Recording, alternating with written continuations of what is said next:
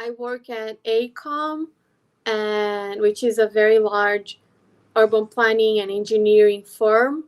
And I am a planner, and I also work with community engagement.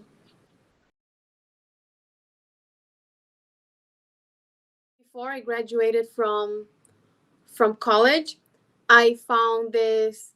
I still had 2 months to go, and then I found this job to do planning for a neighborhood. The neighborhood had a lot of, in Sao Paulo, Brazil, I'm from. This neighborhood had a lot of landmarks. So I ended up learning a lot about planning and landmarks.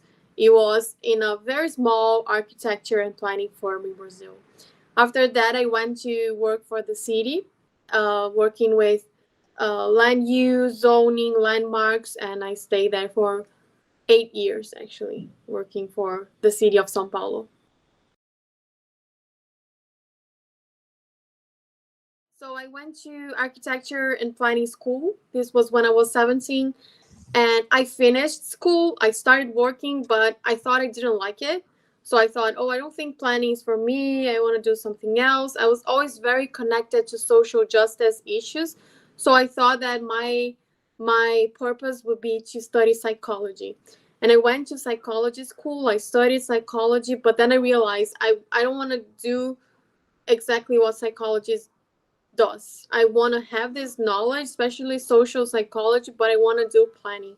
So I went back to school and to pursue my master's in planning after realizing that. But and I do think it was important because I think the what I learned on psychology school, it's also something that complements my knowledge in planning, especially because I work with a lot of community engagement and a lot of disadvantaged communities.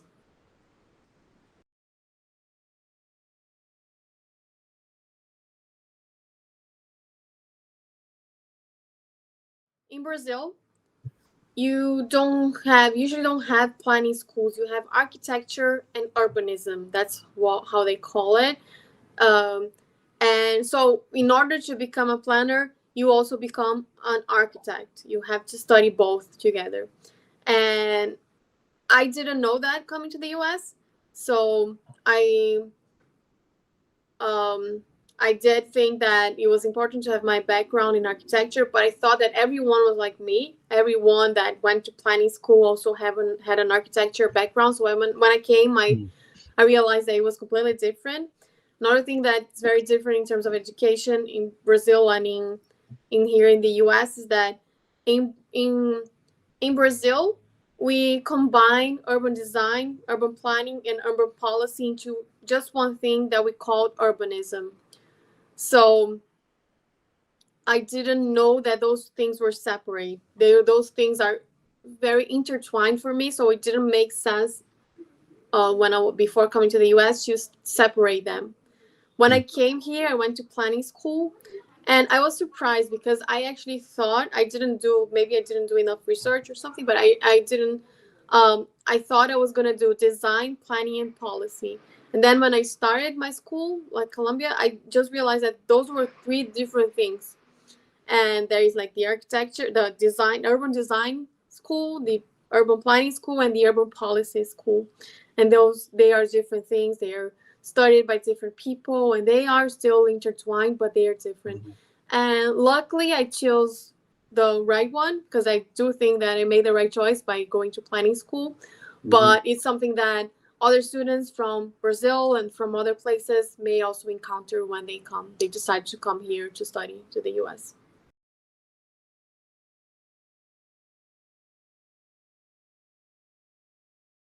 I think I first realized I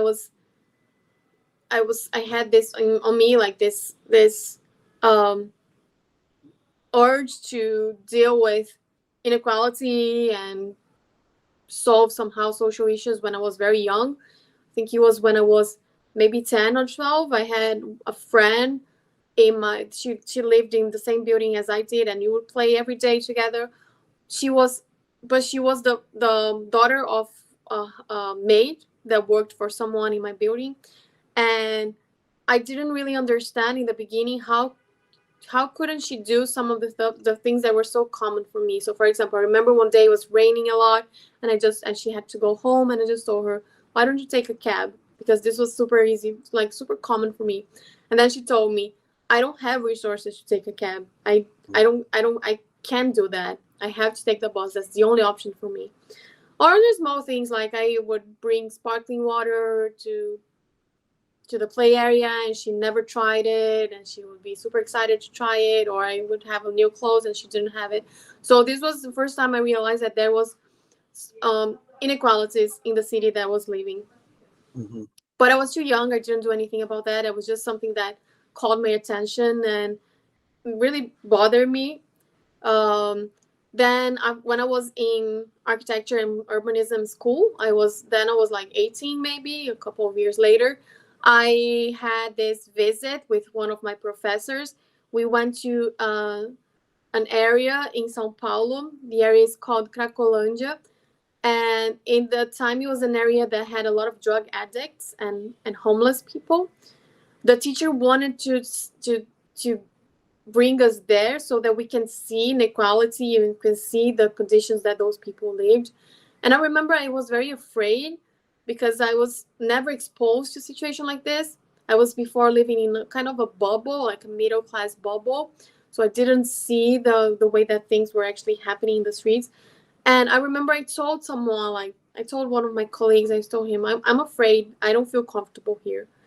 And then we were talking and we realized that this feeling of being uncomfortable is what makes us want to change something.